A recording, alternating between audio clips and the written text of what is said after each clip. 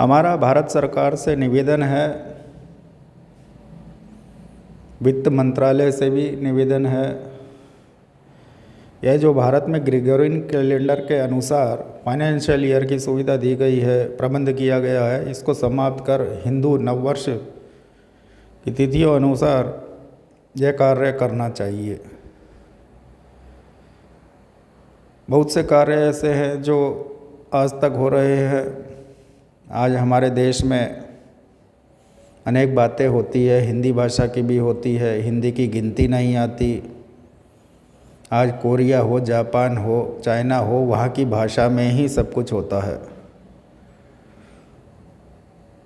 तो ऐसा नहीं पूरे भारत में यह लागू कर दिया जाए, जहाँ हिंदी भाषी है वहाँ हिंदी भाषा, जहाँ दक्षिण भारत के क्षेत्र में दूसरी भाषा है तो उन भाषाओं में काम हो जाना चाहिए।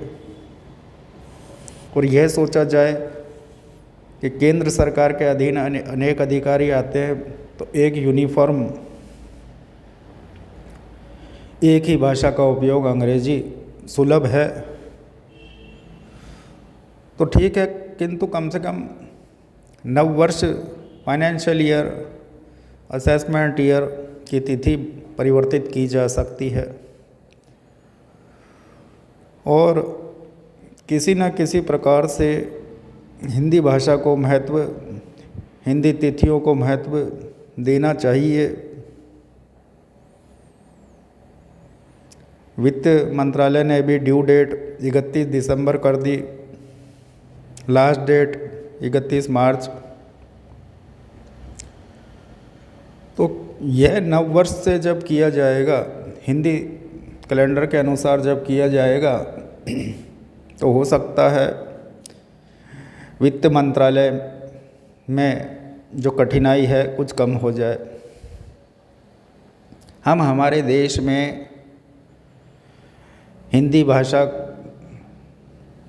की बात बोलते रहते हैं, किंतु जब भारत सरकार चाहे तो ये छोटे छोटे कार्य हो सकते हैं।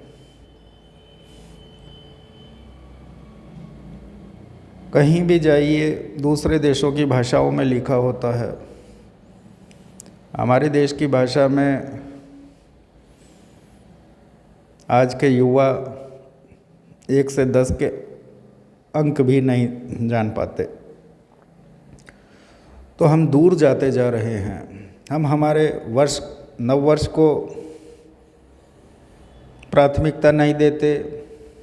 पाश्चात्य संस्कृति और जिनका कैलेंडर ही ठीक नहीं है, आरंभ तो मेष राशि से होता है, तो हिंदू नववर्ष को स्वीकार करना चाहिए। भारत सरकार हिंदू नववर्ष को स्वीकार करे और वित्त विभाग में, वित्त मंत्रालय में उसके अनुसार कार्य हो।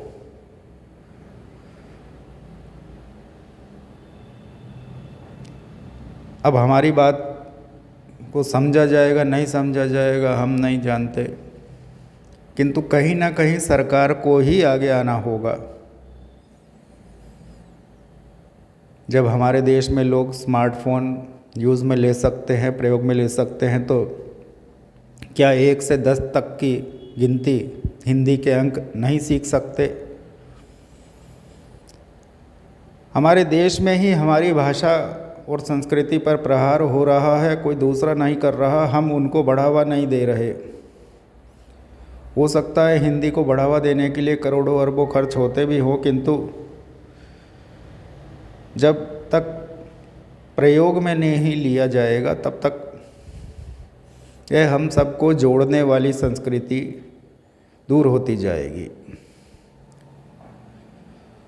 तो वित्त विभाग को, वित्त मंत्रालय को यह ध्यान देना होगा,